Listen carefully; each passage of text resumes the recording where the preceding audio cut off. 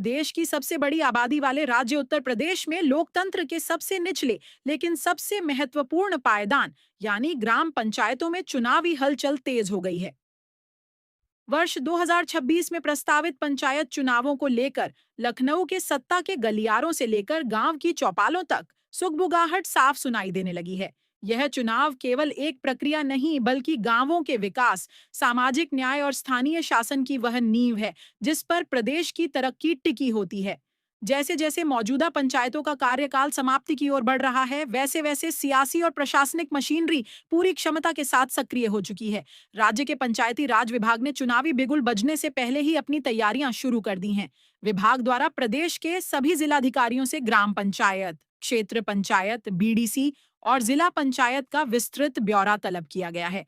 इसमें पंचायतों के नाम, उनकी पहली बैठक की तिथि, वर्तमान कार्यकाल की समाप्ति और जिला पंचायत अध्यक्षों के कार्यकाल का पूरा लेखा जोखा शामिल है। आंकड़ों के मुताबिक अधिकांश पंचायतों का कार्यकाल मार्च और अप्रैल 2026 के बीच समाप्त हो रहा है। प्रशासन का प्रयास है कि 25 मई 2026 से पहले हर हाल में चुनाव संपन्न करा लिए जाएं। यदि किसी कारणवश समय पर चुनाव नहीं हो पाते हैं तो गांवों की कमान प्रशासनिक अधिकारियों को सौंपी जा सकती है, जिसे सरकार टालना चाहेगी। गांव की सरकार में ग्राम प्रधान की भूमिका सबसे अहम होती है। वह गांव का प्रथम नागरिक होता है और उसकी जिम्मेदारी केवल कागजी नहीं होती बल्कि सीधे तौर पर गांव की तकदीर बदलने की होती है। सड़क, पानी, शिक्षा और स्वास्थ्य सेवाओं के बुनियादी प्रबंधन से लेकर प्रधानमंत्री आवास योजना, स्वच्छ भारत मिशन और मनरेगा जैसी केंद्र और राज्य की महत्वाकांक्षी योजनाओं को धरातल पर उतारने का जिम्मा प्रधान का ही होता है। इसके अलावा गांव में कानून व्यवस्था बनाए रखना, विवादों का निपटारा करना और ग्राम सभा की बैठकों में विकास के प्रस्ताव पास कराना भी उनके कार्य क्षेत्र में आता है। यही कारण है कि इस पद के लिए गांव में सबसे ज्यादा रस्साकशी देखने को मिलती है। इस बार के चुनाव में सबसे ज्यादा चर्चा और चिंता आरक्षण को लेकर है। वोटर लिस्ट फाइनल होते ही राज्य निर्वाचन आयोग सीटों के आरक्षण की स्थिति स्पष्ट करेगा। ओबीसी, एससी, एसटी और महिला आरक्षण की नई सूची जारी होते ही कई दिग्गजों के समीकरण बिगड़ सकते हैं।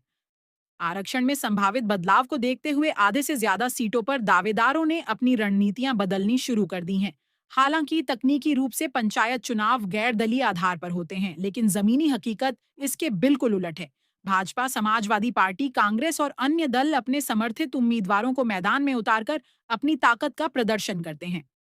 राजनीतिक विश्लेषक इसे 2027 में होने वाले विधानसभा चुनाव का सेमीफाइनल मान रहे हैं, जहां जीत से पार्टियों का मनोबल बढ़ेगा।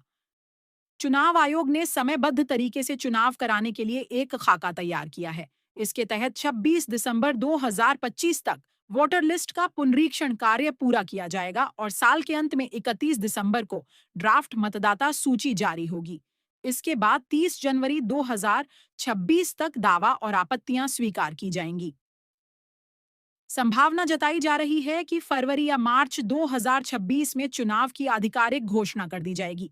मतदान की प्रक्रिया में ईवीएम का प्रयोग नहीं होगा बल्कि पुरानी पद्धति के अनुसार बैलेट पेपर का ही इस्तेमाल किया जाएगा, जिसकी छपाई की तैयारियां जल्द शुरू होने वाली हैं। इसके साथ ही चुनाव में धनबल के प्रयोग को नियंत्रित करने के लिए खर्च की सीमा तय की गई है, जिसमें ग्राम प्रधान के लिए 1.25 लाख रुपए, जिला पंचायत सदस्य के लिए 2.5 लाख और अध्यक्ष पद के लिए 7 लाख रुपए निर्धारित हैं। इन सब तैयारियों के बीच वोटर लिस्ट के पुनरीक्षण एसआईआर के दौरान सामने आए आंकड़े चौंकाने वाले हैं। राज्य में 15 करोड़ से अधिक मतदाता हैं, लेकिन जांच में पाया गया कि लगभग 2 करोड़ 90 लाख वोटरों का कोई रिकॉर्ड नहीं मिल रहा है।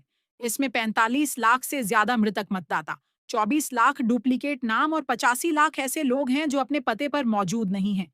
इन विसंगतियों को दूर करने के लिए समय सीमा बढ़ाई गई है। प्रशासन ने स्पष्ट किया है कि जिनका नाम सूची में नहीं है वह फॉर्म 6 भरकर या अपने बीएलओ से संपर्क कर नाम जुड़वा सकते हैं, जिसके लिए ऑनलाइन और ऑफलाइन दोनों विकल्प खुले हैं। कुल मिलाकर 2021 के चुनावों में जहां निर्दलीय उम्मीदवारों का बोलबाला था, वहीं इस बार 2026 का चुनाव राजनीतिक दलों के लिए शक्ति परीक्षण और ग्रामीणों के लिए अपने भविष्य की सरकार चुनने का एक निर्णायक मौका साबित होने वाला है।